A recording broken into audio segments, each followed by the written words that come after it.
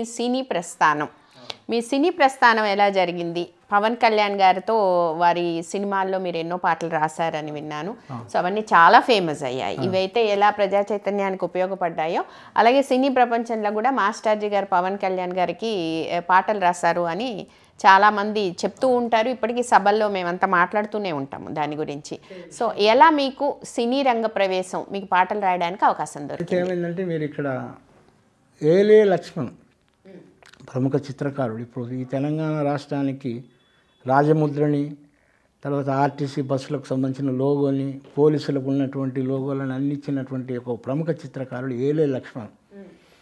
ఆయన అంతకుముందు ఇవన్నీ చేస్తూనే ఆయన బ్రహ్మాండమైన చిత్రాలు వేస్తూ సినిమాలకు కూడా టైటిల్స్ రాసేటువంటి క్రమంలో ఇప్పుడు శివ ఇవన్నీ ఉన్నాయి కదా మేడం, ఈ సినిమాలకు ఈ క్రమంలోనే పవన్ కళ్యాణ్ గారు అప్పుడప్పుడు ఆయన ఈ యొక్క గ్యాలరీకి వెళ్ళి చూసేవాడట చిత్రాలు.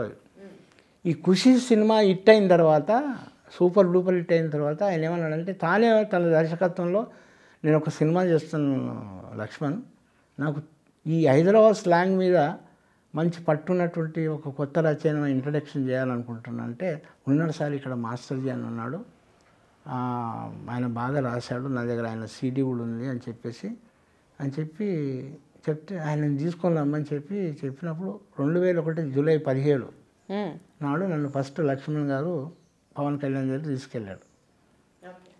ఈలోగా ఆయన బాగా పుస్తకాలు చదివే ఇది ఉన్నది ఆయనకు ఒకటి. ఈలోగా ఈ నా మీద థీసిస్గా వచ్చినటువంటి పుస్తకం మాస్టర్జీ దళిత గీతాలు మూలవాసుల సిద్ధాంతం అనే గ్రంథాన్ని చదివాడంట. నా పేరు చెప్పిన వెంటనే కొంచెం ఆయన నా గురించి స్టడీ చేసినట్టున్నాడు. ఓకే. అయితే నన్ను తీసుకొని వెళ్ళాక పరిచయం అయింది. మళ్ళీ మేడం ఆయన ప్లేను చేసేవాళ్ళు, కాఫీలు టీలు అయిన తర్వాత మాస్టర్జీ పాడండి ఇట్లాగా మీ పాటలు వినిపిస్తారంటే నేను ఫస్ట్ ఆయన తెలంగాణ స్లాంగ్లో కావాలన్నా కాబట్టి నేను రాసినటువంటి పాట చలో మియా చాదలు గట్టు ఆయా తేరా అడ్డికి మెట్టు, చలో మియా చాదలు గట్టు ఆయా తేరా అడ్డికి మెట్టు, ఇదే మన హైదరాబాదు జర చూడరు నవాబుల గురి జాగీరు జర చూడరు, అరే పాతాపట్నం కొత్తపట్నం మధ్యల బారది మూసీ నది, మధ్యల బారది మూసీ నది, మధ్యల బారది మూసీ నది రే హై మూసీ నది కౌతలొడ్డున జర చూడరు చార్మినార్ కట్టడమంట జర చూడరు పక్కా పొంటే మక్కా మసీదు ఇట్లా వాడి ఒక మొత్తం హైదరాబాద్లో అంతా చుట్టినట్టు ఈ పాట ఉంటుంది. చాలా సంతోషపడ్డాడు పవన్ కళ్యాణ్. అయినాక ఆయన ఏమన్నాడంటే నా పాట విని ఆగలేదు, మాస్టర్జీ ఆ పాట పాడంటున్నాడు. అరే ఈ పాట నీకు ఎట్లా తెలుసు? అది సరే అది దళిత గీతాలు, అదే నేను అదే పాట పాడంటాడు.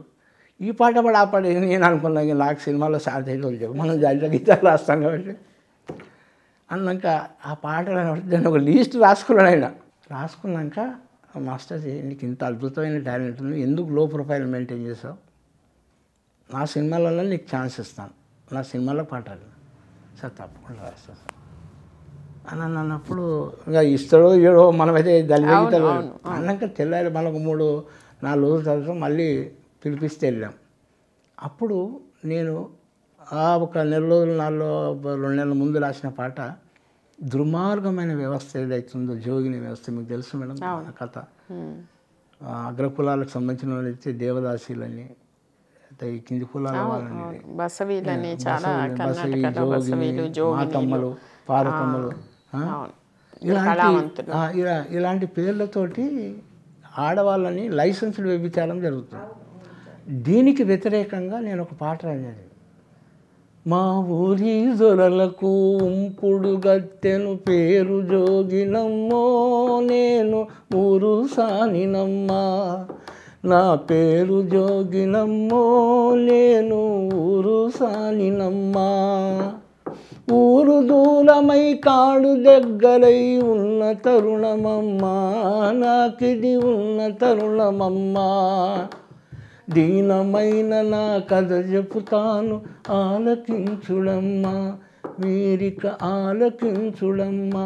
ఇది మొత్తం కథలాగా పాట పవన్ కళ్యాణ్ నేను పాడితే ఆయన కళ్ళకి వెళ్ళి పుట్టపడపడ్డ నీళ్లు గాలి గట్టిగా చేయబట్టుకొని చెప్పాడు మాస్టర్జీ ఇక నుంచి నువ్వు నా సినిమాలకు రాయాల అని చెప్పి అప్పుడు మరి ఇట్లాగా నేను ఒక సినిమా చేస్తున్నాను, ఇది ఇట్ట సంగతి అని ఒక సన్నివేశం చెప్పాడు. ఒక దీపావళి పండుగ జరుగుతుంటుంది.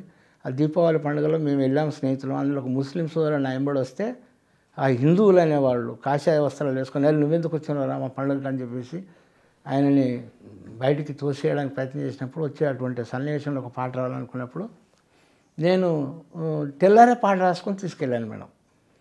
నారాజుగా కురమా అన్నయ్య, నజీరు అన్నయ్య, ముద్దుల కన్నయ్య, అరే మన రోజు మనకుంది మన్నయ్య అని చెప్పేసి నువ్వు ఎందుకు ఫీల్ అవుతున్నావు, వాడు అట్లా అనగానే మనిషి పుట్టినప్పుడు లేనటువంటి మతాలు కులాలు మనం పెట్టుకుని నువ్వేం ఫీల్ కావాలి, నారాజు కాకంటే ఫీల్ కావద్దు అన్నట్టుగా అట్లా ఒక 3 చరణాలతోటి ఒకటి దాంట్లో మళ్ళీ ఒక చిన్న నడక ఉంటుంది.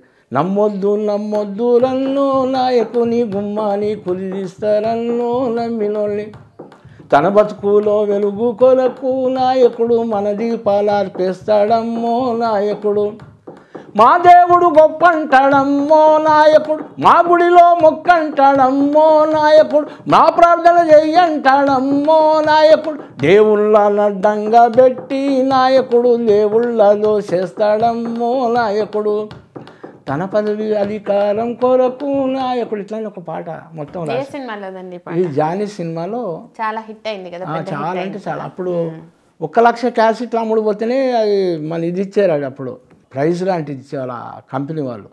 8 లక్షల అమ్ముడు బయట ఈ ప్రైజులు ఈ మీటింగ్లు అంటే ఇష్టం లేదు పవన్ కళ్యాణ్. అట్లా నేను సన్నివేశం రాసినటువంటి పాటతో పాటు నేను బాగా వినిపించిన పాటకి 2 పాటలు తీసుకున్నాడు. నువ్వు సారదాగుట మానులన్నో లేకుంటే సచ్చి ఊరుకుంటావులన్నా, నువ్వు బీరు దాగుట మానులన్నో లేకుంటే బాల్చి తన్నేస్తావులన్నా, బ్రాందీ విస్కీ రమ్ము ఏ బ్రాండు దాగినా, బ్రాందీ విస్కీ రమ్ము ఏ బ్రాండు దాగిన, జబ్బుబడి నీ వల్లు గబ్బు గబ్బు అవుతుంది. ఇట్లా ఈ పాట ఒకటి పెట్టుకున్నాడు. తర్వాత రాబోయి మా కంట్రీకి నూరంగుగా లైఫ్ ఉన్నది, బొంబడు లైఫ్ ఉన్నది, లైఫ్ ఉన్నది బొంబడు లైఫ్ ఉన్నది, తిననీకి బ్రౌన్ షుగరు మందున్నది, నువ్వు తాగనీకి సర్కారు సారున్నది, ఆడనీకి ప్రేకులే సాటున్నది, నువ్వు ప్రూడనీకి బ్లూ ఫిలిము సినిమున్నది, కూడనీకి వ్యభిచారుల గుంపున్నది, గుంపున్నది మెహదీలో గుంపున్నది, గుంపున్నది మెహదీలో గుంపున్నది. అందుకే రాబోయి మా కంట్రీకి నూరంగుగా లైఫ్. ఇట్లా ఒక 3 చరణాలు. ఇప్పుడు మీరు 3 పాడారు కదా, 3 పాటలు పాడారు కదా, నాకేమనిపిస్తుంది అంటే అది కొంచెం జానపద బాణీల్లో ఉన్నట్టుగా అనిపిస్తుంది. And at the same time మీరు పాడిన అదే పాట ఒరబడి అంటే ఆ స్వరకల్పన అంతా ఉందా అదే సేమ్ వచ్చినట్టుగా అనిపిస్తుంది. అంటే మ్యూజిక్ డైరెక్టర్ కూడా మీ పాటకే ఓటేసి ఇవే పెట్టాడు ట్యూన్స్. మిగతా 2 పాటలు పవన్ కళ్యాణ్ సొంతంగా పాడాడు. అయితే అక్కడ సర్టిఫికెట్ ఇచ్చేవాళ్ళు ఎవరైతే ఉంటారో, మనం సినిమాకి సర్టిఫికెట్ ఇచ్చేటువంటి సెన్సార్ బోర్డు వాళ్ళు, ఏమండి నువ్వు అంత అద్భుతమైన పాటలు గత సినిమాలలో పాడావు, ఇప్పుడు కొంచెం మన దేశాన్ని కించపరిచినట్టు ఉంది కదా, రాబోయి మా కంటున్నాం, అది కొంచెం వద్దండి దాన్ని మార్చమంటాను. దాన్ని చిన్నగా ఏం మార్చోడు, రాబోయి మా ఇంటికి నూరంగు అని పెట్టామంతే. అట్లా ఆ పాట 3 పాటలు. ఇక దాని తర్వాత మనం కొంచెం బాగా అన్నవరము ఇంకా చాలా గుడుంబ శంకరు, అన్నవరం ఇట్లా ఒక 25 సినిమాలకు ఇప్పటి వరకు నేను రాసిన పాటలు మేడం. అందులో పవన్ కళ్యాణ్కి ఎక్కువ రాశాను, గుడుంబ శంకరు, అన్నవరం, బాలు ఇలాంటి సినిమాలలో. ఇక మీరు రాసిన మిగిలిన సినిమాలు అంటే ఇప్పుడు ఇవన్నీ కూడా ఆయనకు రాసిన సినిమాలు పాటలు పాడారు కదా మీరు, మిగిలిన సినిమాలు కొన్ని సినిమా పేర్లు ఉదాహరణకి ఇప్పుడు మోహన్ బాబు కొడుకు మంచు విష్ణు, ఆయన సినిమా సూర్యం అని వచ్చింది, దాన్ని కూడా ఒక ఐటమ్ సాంగ్లో ఆడేదాన్ని. అది కూడా జానపదం. ఓ సోసీనంగన సీర కొంగు జారేసి మైదాకు చేతుకుందని నాటకాలు ఆడేసి, చీరదో పని సైగ చేసి సోలిపోయి నా పైన వాలి చిందులేసినావే చిందులేసినావే, ఓయ్ పిల్ల ఓయ్ పిల్ల ఓయ్ పిల్ల, నోటి కంది జారిపోయే రసగుల్లా, ఇదొక పాట. తర్వాత మన చిన్నది సినిమాలకు ఎక్కువ వచ్చినటువంటి తర్వాత హీరో కూడా అయిన మన సినిమా హీరోగా ఆయన సినిమా వచ్చింది ఒకటి, తపన అని. జయప్రద వాళ్ళ అక్క కొడుకు హీరో, ఈయననేమో డ్యాన్స్ మాస్టర్. అదొక సినిమా. దాంట్లో ఏంటంటేనంటే ఒక హీరో తన యొక్క లవర్ గురించి ఆమె ఇంటి దగ్గరికి వెళ్ళి నా లవ్ని ఎక్స్ప్రెస్ చేసేటువంటి పాట అది.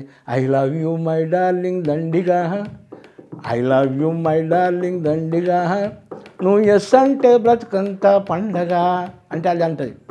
పడవద్దుల నా వెంట మొండిగా, నువ్వు పడవద్దుల నా వెంట మొండిగా, నీ ప్రపోజల్ ఏదున్న దండగా అనేసి ఇది ఒక పాట.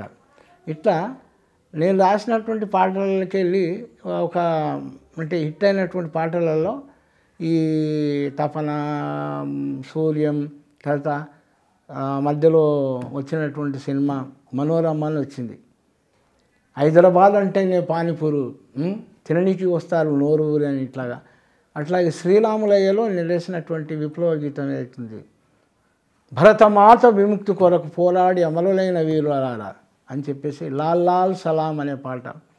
అట్లనే ఒక గల్ఫ్ అనే సినిమా వచ్చింది, దాంట్లో అద్భుతమైనటువంటి కవాలి సాంగ్. అటువంటి ఒక 20 సినిమాలకు ఇప్పటివరకు రాశాను. ఇంకా రిలీజ్ అవ్వాల్సిన సినిమాలు ఎన్ని ఉన్నాయి? రిలీజ్ అవ్వాల్సినటువంటి ఇప్పుడు ఒకటి రోటీ కపడా ఆర్ లవ్ అని వస్తుంది ఒక సినిమా. దాంట్లో ఒక మంచి స్నేహం గురించి పాట రాశాను మేడం. ఇంకోటి ఇలా అయితే ఎలా అని ఒక సినిమా వస్తుంది, అది చిన్నబడి సినిమా.